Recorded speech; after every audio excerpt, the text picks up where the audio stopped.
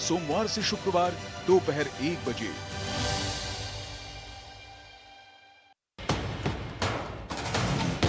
कश्मीर से कन्याकुमारी तक, कच्छ से कामाख्या तक, राज्यों की राजधानियों से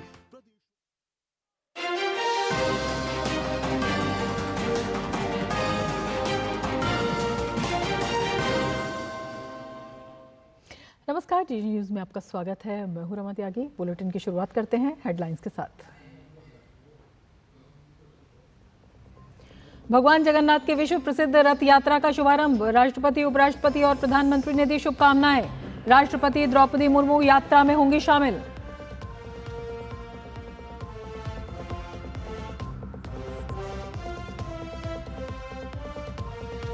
गृहमंत्री अमित शाह के गुजरात दौरे का दूसरा दिन, अहमदाबाद को मिली आधुनिक मल्टी स्पेशलिटी स्लिम्स हॉस्पिटल की सौगात। साथ ही अमित शाह ने किया अमीन पीजेकेपी विद्यार्थी भवन का उद्घाटन।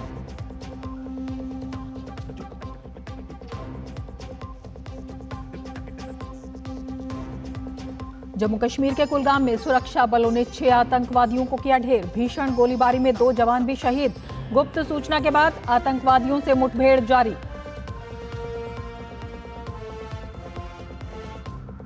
तमिलनाडु पहुंची बसपा अध्यक्ष मायावती, हत्याकांड की सीबीआई जांच की मांग। भाजपा ने डीएमके कांग्रेस गठबंधन को घेरा, पूछा हाथरस जाने वाले राहुल गांधी क्या आर्मस्ट्रांग के परिवार से भी मिलेंगे। लगातार हो रही बारिश से बड़े हादसे, गुजरात के सूरत में 6 मंजिला इमारत गिरने से 7 लोगों की मौत। वहीं झारखंड के देवघर में 3 मंजिला मकान ढहने से 2 लोगों ने गंवाई जान। 7 लोगों को सकुशल बाहर निकाला गया। पहाड़ से मैदान तक बारिश का दौर जारी। आज उत्तर प्रदेश के 32 जिलों में भारी बारिश का अलर्ट। ओडिशा और पूर्वी राजस्थान में भी भारी से बहुत भारी बारिश की संभावना। उत्तराखंड के अल्मोड़ा, बागेश्वर, चंपावत, नैनीताल, पिथौरागढ़ में भारी बारिश। फ्रांस में आज होगा राष्ट्रपति चुनाव के दूसरे और अंतिम चरण के लिए मतदान। पहले चरण के मतदान में नेशनल रैली की मरीन ली पेन को बढ़त। इस चरण में हुआ था रिकॉर्ड 60% मतदान। भारत और जिम्बाब्वे के बीच दूसरा T20 आज। पहला मुकाबला गंवाने वाली भारतीय टीम सीरीज बराबर करने के इरादे से उतरेगी मैदान पर।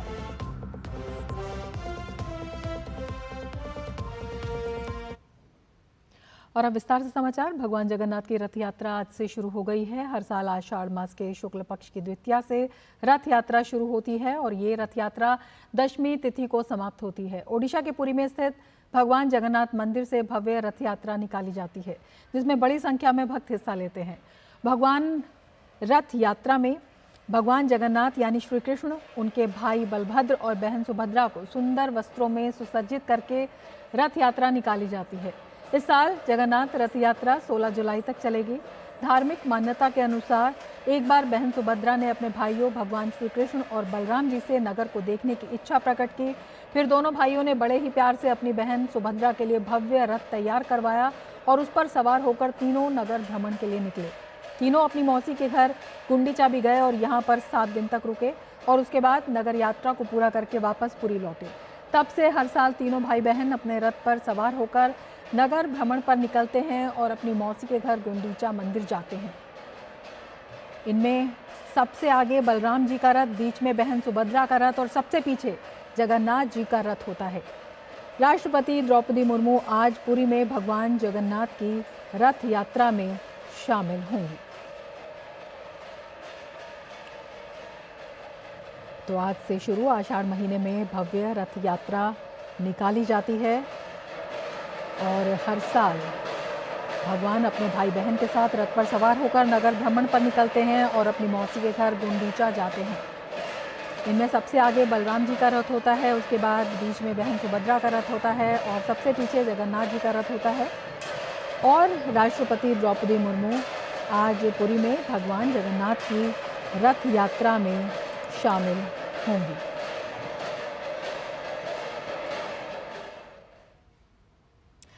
और अब एक नज़र भगवान जगन्नाथ रथ यात्रा के इतिहास पर।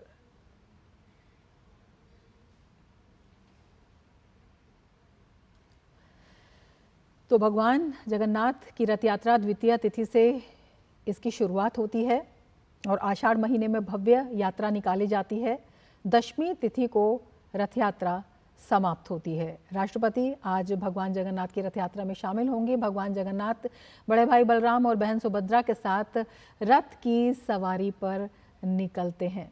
बहन सुभद्रा ने अपने भाइयों कृष्ण और बलराम से नगर को देखने की इच्छा प्रकट की थी और ये माना जाता है कि तभी से रथ यात्रा निकलती है। रथ यात्रा की तैयारी अक्षय तृतीया के दिन से शुरू होती है। जगन्नाथपुरी में भगवान श्री कृष्ण जगन्नाथ के रूप में विराजते हैं और पुरी में ही भगवान जगन्नाथ का 800 साल पुराना मंदिर है और इस उत्सव की शुरुआत 12वीं से 16वीं शताब्दी के बीच मानी जाती है। और साथ ही ये भी माना जाता है कि ओडिशा के गजपति राजाओं के शासन के दौरान ये त्योहार शुरू हुआ और महत्वपूर्ण भी हुआ उस समय से ही। साथ ही इसकी तैयारी में जो रथ है वो नीम की परिपक्व और पकी हुई लकड़ी से तैयार किए जाते हैं। तो विशेष रूप की लकड़ी से ये रथ बनाए जाते हैं और भगवान जगन्नाथ के रथ में कुल 16 पहिए होते हैं। तो ये विशेष रथ होता है और इस साल ये यात्रा 7 जुलाई को द्वितीय तिथि के आगमन पर प्रातः 4:26 पर शुरू हुई। ग्रह नक्षत्रों की गणना के अनुसार इस साल ये 2 दिवसीय यात्रा है और ये यात्रा 53 सालों के बाद 2 दिनों की होने जा रही है। इससे पहले की बात करें तो इससे पहले 1971 में 2 दिवसीय यात्रा का आयोजन किया गया था। तो भव्य यात्रा शुरू हो चुकी है भगवान जगन्नाथ की और राष्ट्रपति द्रौपदी मुर्मू आज इस यात्रा में शामिल होंगी।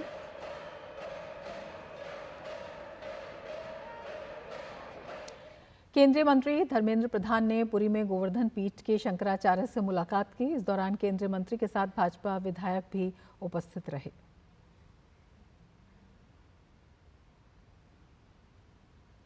तो धर्मेंद्र प्रधान ने पुरी में गोवर्धन पीठ के शंकराचार्य से मुलाकात की।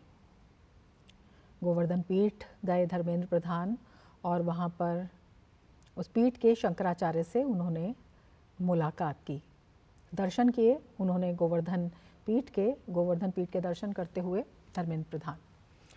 लोकसभा अध्यक्ष ओम बिरला ने कोटा बूंदी में एक पेड़ मां के नाम अभियान के तहत वृक्षारोपण किया। इस मौके पर उन्होंने समाज के सभी लोगों से पेड़ लगाने और उनका संरक्षण करने की अपील की।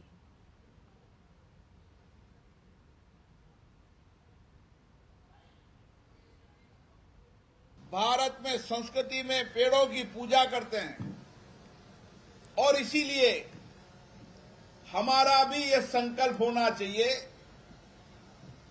कि जिस तरीके से मां ने हमें पाल पोस कर बड़ा किया, अच्छे संस्कार दिए, विचार दिए, हम भी अपनी मां के नाम पेड़ लगाकर इस शहर को हरा भरा करेंगे।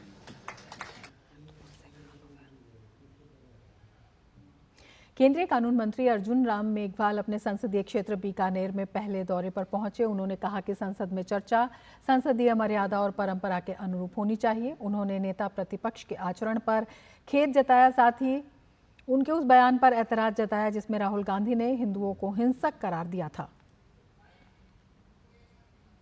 राहुल गांधी जी 18वीं लोकसभा में नेता प्रतिपक्ष बने, उनको संसद के नियम है और संसद की जो गरिमा है उसके अनुरूप ही आचरण करना चाहिए। और संविधान में जो लिखा हुआ है कि सभी धर्मों का हम आदर करेंगे, वो संसद में खड़े होकर के बोल रहे हैं सारे हिंदू हिंसक होते हैं, ये कैसे सहन करेगा।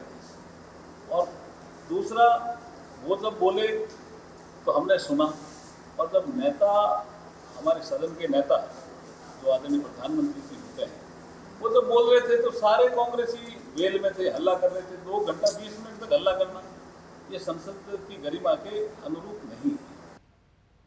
लगातार तीसरी बार दिल्ली की 7 सीटों पर जीत के उत्साह के साथ बीजेपी की आज प्रदेश विस्तारित कार्य समिति की बैठक हो रही है। बैठक में मंडल, जिला और प्रदेश स्तर के नेता भाग ले रहे हैं। प्रदेश अध्यक्ष वीरेंद्र सचदेवा की अध्यक्षता में हो रही बैठक में केंद्रीय मंत्री पीयूष गोयल भाग ले रहे हैं। इस मौके पर केंद्रीय मंत्री पीयूष गोयल ने कहा कि विपक्ष को जनता ने पूरे तरीके से नकार दिया है।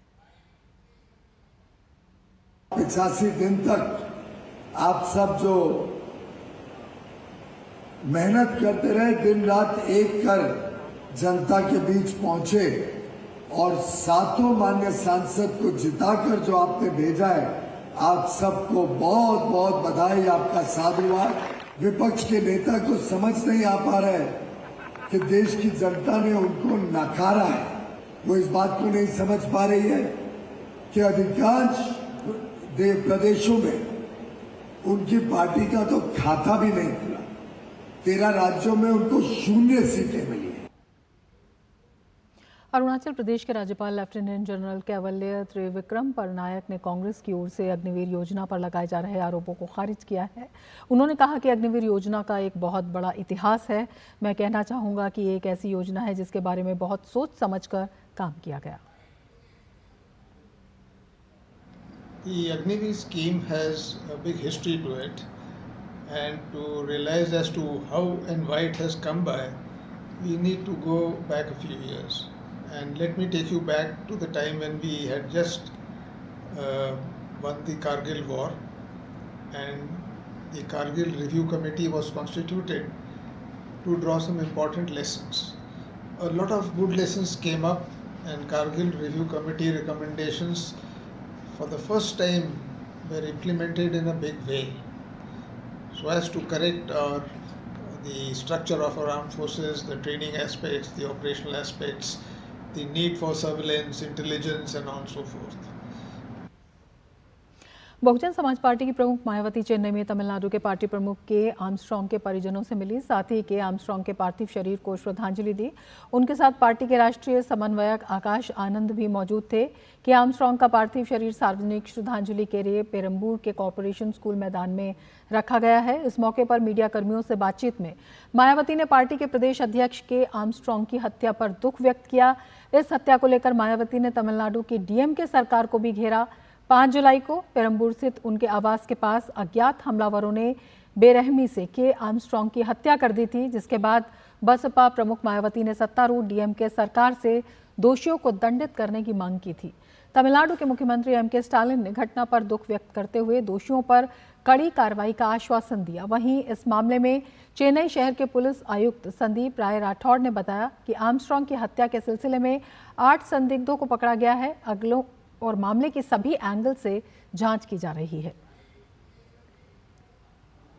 जिस तरीके से हमारे स्टेट के प्रेसिडेंट की हत्या की गई है उनके घर के बाहर, तो उससे ऐसा लगता है कि आपके तमिलनाडु स्टेट में कानून व्यवस्था नाम की कोई चीज नहीं है। असली जो अपराधी है वो पकड़े नहीं गए हैं।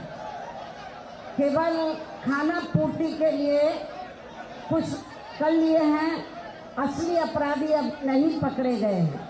इसलिए मेरा यहाँ की जो स्टेट गवर्नमेंट है तो उनसे ये कहना है कि ये मामला सीबीआई को रेफर किया जाए। तमिलनाडु में नेताओं की हत्या कोई नई बात नहीं है। इससे पहले भी तमिलनाडु में विभिन्न राजनीतिक दलों के कई नेताओं की हत्या कर दी गई। इससे पहले तमिलनाडु में भाजपा नेता जगन पांडियन की अगस्त 2023 में अज्ञात हमलावरों ने हत्या कर दी थी। इसके अलावा तिरुनेलवेली भाजपा महासचिव जगन पांडियन की नेल्लई जिले के पलयान कोट्टई से सटे मूलीकुलम इलाके में उनके आवास के पास हत्या कर दी गई थी। इसके बाद तमिलनाडु में भाजपा के SC/ST विंग के केंद्रीय जिला अध्यक्ष बालचंद्रन की 24 मई 2022 को दर्दनाक तरीके से हत्या कर दी गई। चेन्नई के चिंता द्रिपेट इलाके में हमलावरों ने बालचंद्रन पर चाकू से वार कर दिया था, जिस घटना में उनकी मृत्यु हो गई थी। 22 दिसंबर 2022 को पूर्व डीएमके सांसद और तमिलनाडु अल्पसंख्यक आयोग के उपाध्यक्ष S मस्तान की भी हत्या की गई। इससे पहले 19 जुलाई 2013 को तमिलनाडु भाजपा के महासचिव वी रमेश की उनके घर के पास ही हत्या कर दी गई थी। श्री रमेश पेशे से चार्टेड अकाउंटेंट और एक जाने माने और सम्मानित नागरिक थे। उनकी हत्या के पीछे भी राजनीतिक कारण बताया गया था। वे महासचिव और तमिलनाडु भाजपा के कोर कमेटी के सदस्य थे और 1991 से भाजपा के माध्यम से समाज की सेवा में लगे थे। ठीक इसी प्रकार तमिलनाडु भाजपा मेडिकल विंग के प्रमुख डॉक्टर अरविंद रेड्डी की भी 23 अक्टूबर 2012 को हत्या कर दी गई। मामले में पुलिस ने 4 लोगों को भी गिरफ्तार किया था। हाथरस में 2 जुलाई को सत्संग के दौरान मची भगदड़ में 123 लोगों की जान चली गई। इसकी जांच के लिए प्रत्यक्षदर्शियों के बयान दर्ज करने के लिए जांच आयोग हाथरस पहुंच गया है।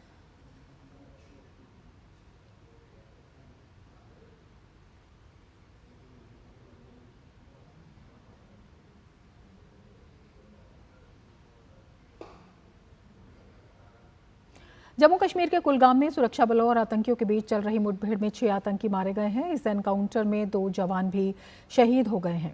पुलिस अधिकारियों के मुताबिक घटनास्थल पर भीषण गोलीबारी जारी है और ऑपरेशन खत्म होने के बाद मृत आतंकवादियों की पहचान की पुष्टि की जाएगी। कुलगाम के मुदरगाम और फिरसल चिन्नीगाम इलाकों में चल रही इस मुठभेड़ में हिजबुल मुजाहिदीन के आतंकी संगठन शब्बीर डार के आतंकियों के शामिल होने की सूचना है। पुलिस का कहना है कि इस अभियान के खत्म होने में अभी और समय लग सकता है। कंफर्मेशन के हिसाब से दो अलग-अलग एनकाउंटर साइट्स पे एनकाउंटर्स हुए हैं। बॉडी की कंफर्मेशन के हिसाब से 6 आतंकियों का मारे जाने का खबर है। चिनार कोर कमांडर, जम्मू कश्मीर के मुख्य सचिव, डीजीपी और अन्य गणमान्य व्यक्तियों और सभी रैंक के अधिकारियों ने लांस नायक प्रदीप कुमार और सिपाही प्रवीण जंजाल प्रभाकर को श्रद्धांजलि दी। इन दोनों ने ही 6 जुलाई को कुलगाम में ड्यूटी के दौरान सर्वोच्च बलिदान दिया।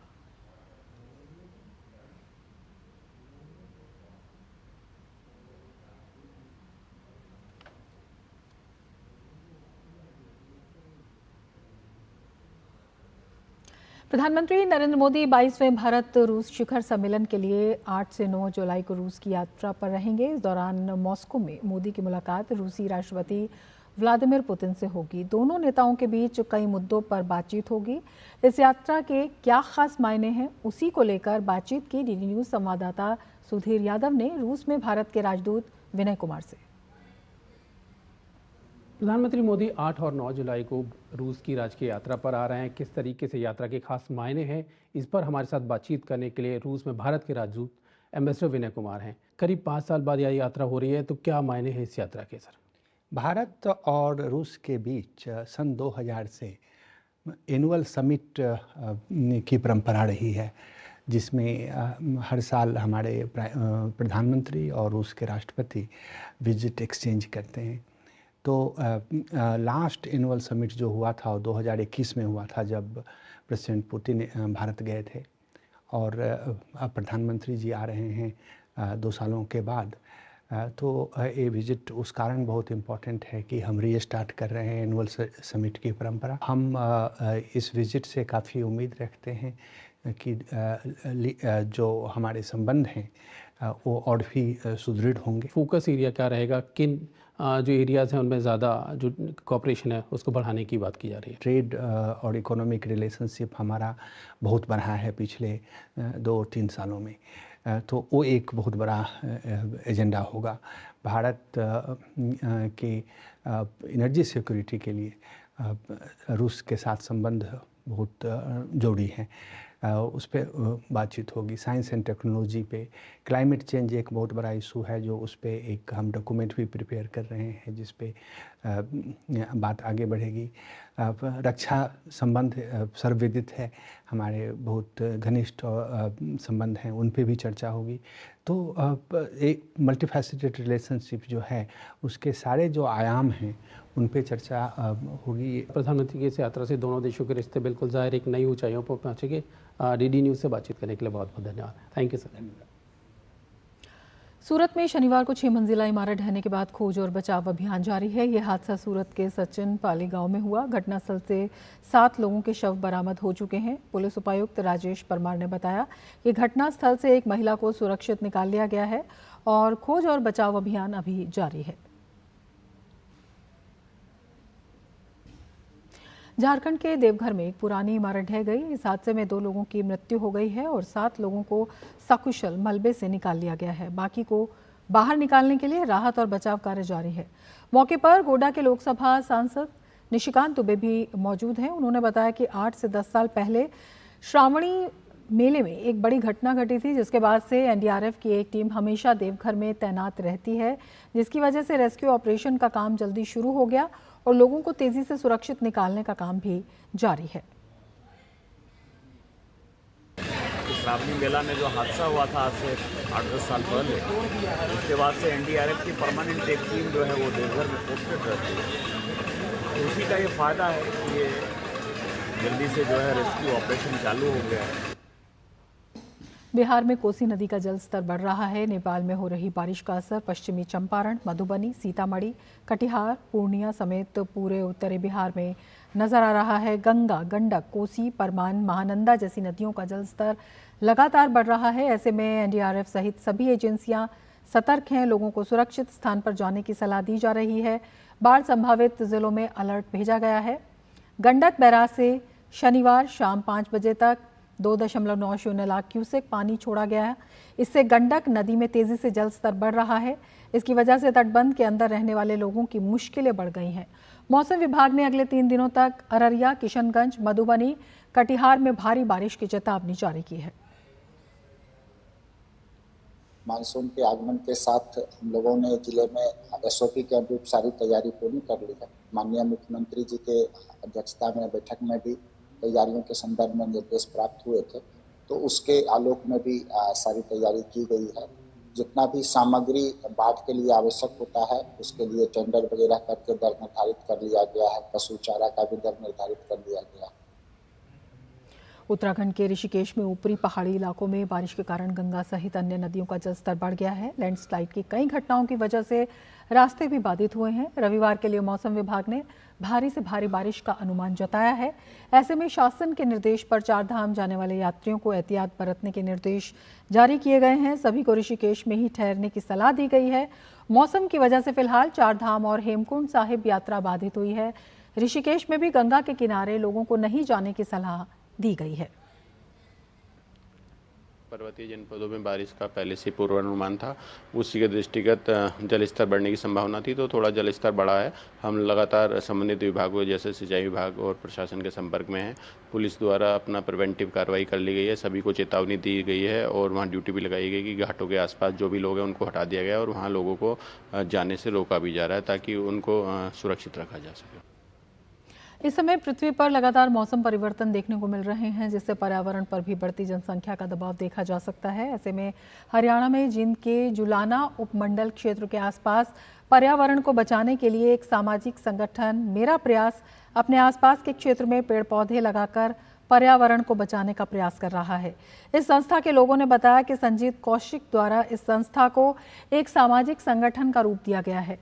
संजीत कौशिक शिक्षा विभाग में नौकरी करते हैं, साथ ही समय निकालकर लोगों को जागरूक करने का काम भी करते हैं। उन्होंने 2004 से बच्चों के जन्मदिन के मौके पर पेड़ पौधे लगाने की शुरुआत की थी। उन्होंने 2016 में इस संस्था को एक सामाजिक संगठन का रूप दिया और प्रत्येक वर्ष बारिश के मौसम में करीब 500 पेड़ लगाने का लक्ष्य रखा, जिसके बाद से वो अब तक पेड़ लगाते आ रहे हैं और लोगों को भी इस मुहिम से जुड़ने की प्रेरणा दे रहे हैं। संस्था के अध्यक्ष संजीत कौशिक ने बताया कि उन्होंने वर्ष 2004 में पेड़ लगाने की मुहिम शुरू की थी, जो धीरे धीरे एक कारवां बन गया और आज उनकी संस्था मेरा प्रयास के तहत सैकड़ों लोग जुड़कर अपने क्षेत्र को हरा भरा बना रहे हैं। वहीं उनकी बेटी नैन्सी ने बताया कि उन्हें अपने पिता द्वारा पेड़ लगाने का कार्य अच्छा लगता है। तो 2004 के आसपास से किसी न किसी के जन्मदिन पर कोई न कोई अच्छा अवसर ढूंढ के हम पौधे लगाते आए हैं, लेकिन 2016 के बाद हम कंटिन्यूटी में बल्क में हम पौधे लगा रहे हैं। 2016 के बाद एवरेज 500 हम काउंटिंग करते नहीं, ज़्यादा भी हो जाते हैं कम भी हो जाते हैं, 500 का एवरेज है हमारा 2016 से लगातार। और हमारी पूरी टीम है, पूरे सराउंडिंग एरिया जुलाना के आसपास गाँव में लगाते हैं। ऐसी जगह है जहाँ चार दीवारी होती है, जैसे पशु वगैरह पौधों को दिक्कत ना दें, तो हम हर साल बहुत सारे पौधे लगाते हैं। मेरे पापा 2016 से पेड़ लगाने का काम कर रहे हैं और वो अभी तक हजारों पेड़ लगा चुके हैं। मुझे भी उनका साथ देने में बहुत अच्छा लगता है। वो पेड़ लगाते हैं, हम आते हैं उनके साथ, फिर यहाँ पे कसी देते हैं, पानी देते हैं, मज़ा आता है हमें भी पेड़ लगा के। सबको लगाने चाहिए पेड़। और अब तक तो बहुत सारे पेड़ लगा चुके हैं और यहाँ पे बहुत सारे पेड़ जो लगाए वो बड़े भी हो चुके हैं, उनको देख के भी अच्छा लगता है। संस्था के उप प्रधान सतपाल शर्मा ने बताया कि उनकी संस्था का प्रयास है कि अधिक से अधिक लोग उनसे जुड़ें और क्षेत्र में अधिक से अधिक पेड़ लगाएं। जुलाना क्षेत्र के लोगों का कहना है कि संजीत कौशिक की पहल से उन्हें प्रेरणा मिल रही है। संजीत जी 2016 से प्रयास कर रहे हैं कि बहुत सारे पेड़ लगाएं और हर साल 500 पेड़ लगाने का उन्होंने लक्ष्य लिया है। मेरा प्रयास उनकी संस्था है और उसमें उपाध्यक्ष का मुझे भी कार्यभार मिला हुआ है। तो हर साल 500 पौधे हम लगाते हैं। इसके साथ ही देखिए, संजीत सर जी एक बहुत अच्छे प्राणी हैं और इन्होंने जो जुलाना को हरा भरा करने का जो प्रतिज्ञा की है उसमें ये खरा उतरने की अपना पूरा प्रयास कर रहे हैं। इन्होंने कई सालों से एक मुहिम चला रखी है इनकी संस्था ने कि जुलाना को हरा भरा करना है, जिसके तहत ये जुलाना को पूरा हरा भरा करने के लिए पूरा प्रयास कर रहे हैं और कई सालों से बहुत अच्छे पेड़ पौधे लगा रहे हैं। इसके साथ ही इस बुलेटिन में फिलहाल इतना ही। नमस्कार।